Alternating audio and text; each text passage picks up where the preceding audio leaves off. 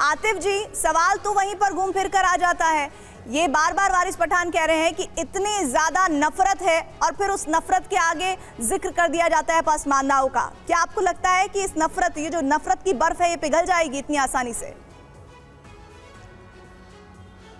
देखिए प्रीति जी, ये जो 15% लोग आपने यहाँ पर बुला रखे थे कांग्रेस पार्टी से और MIM से, 15% लोगों के नेता, इन्होंने इस देश में 75 साल बीजेपी का डंडा दिखा के कांग्रेस का और सेकुलर पार्टियों का झंडा इस देश के मुसलमानों को थमाया। एक छोटा सा उदाहरण मैं आपके सामने अभी पेश करता हूं। 2022 का चुनाव उत्तर प्रदेश में ऐसा पहला चुनाव हुआ है जिसमें 75 साल में पहली बार मुसलमानों ने 98% वोट एक तरफा, one sided vote Samajwadi party को दिया।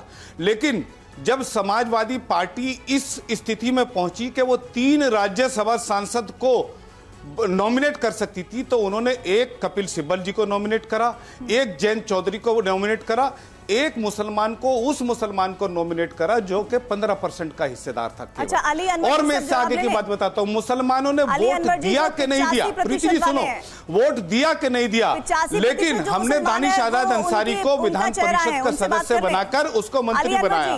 इसे कहते हैं सबका विश्वास अर्जित करना।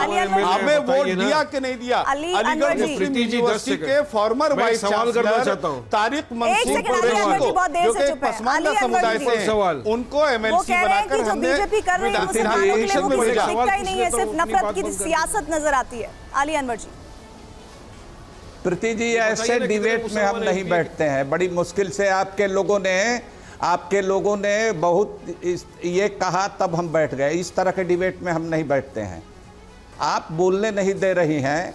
अच्छा चलिए सर, अब आप बोलिए। कोई कंसर्न नहीं है, वो बोल रहे हैं बीजेपी क्या बोल रहे हैं? आपकी आवाज जरूर सुननी चाहिए। देखिए पहली बात आप सुनिए, आप हमको ही सुनिए, आप सुनिए, इसलिए कि हमने काम किया है 25 साल से मुस्तकिल, उससे ज़्यादा समय से 25 साल हो गया पसमानदा मुस्लिम महाज के गठन के, आज 25 साल हो गया।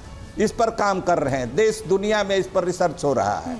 और वोट के लालच से नहीं, हम किसी पार्टी में नहीं है, किसी पार्टी के लिए वोट नहीं मांग रहे हैं, लेकिन आप पार्टी वालों को और इनसे जिनका कोई कंसर्न नहीं है उनको समय दे रही हैं, हमको नहीं दे रही हैं। देखिए हम कहना चाहते हैं कि प्रधानमंत्री जी पहली बार ये कहा है कि अछूत होते हैं मुसलमानों में, नीच उनको समझा जाता है।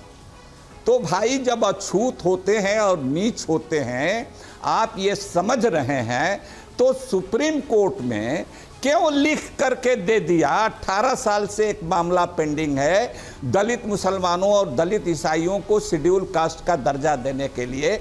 आपने क्यों लिख करके दे दिया कि मुसलमानों में छुआछूत, ऊंच नीच नहीं होता है?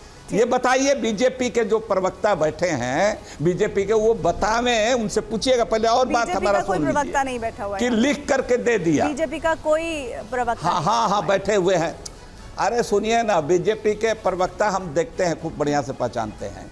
आप मत ये सब समझाइए। हम 25 साल से इस काम को कर रहे हैं, 25 साल हम पत्रकार रहे हैं। ठीक है, एक सवाल सर जल्दी से, समय कम है सर, दूसरा सवाल जल्दी से, नहीं तो फिर हम जवाब नहीं ले पाएंगे। हाँ सुन लीजिए, नहीं बहुत लोगों को आप देखिए, हम सुन लीजिए। सच्चर कमेटी और रंगनाथ मिश्रा कमीशन की सिफारिश है, मुसलमानों में दलित हैं, उनको दलित का दर्जा मिलना चाहिए। प्रधानमंत्री जी जिन जातियों का नाम ले रहे हैं, उन तमाम जातियों, मसावात की जंग हमारी 25 साल हो गई, हमारी किताब है, तो उन्हें फिर उसका दर्जा सुन लीजिए। छोटा सा जवाब सर। क्यों नहीं दे देते हैं? एसिड टेस्ट है, क्यों नहीं दे देते हैं?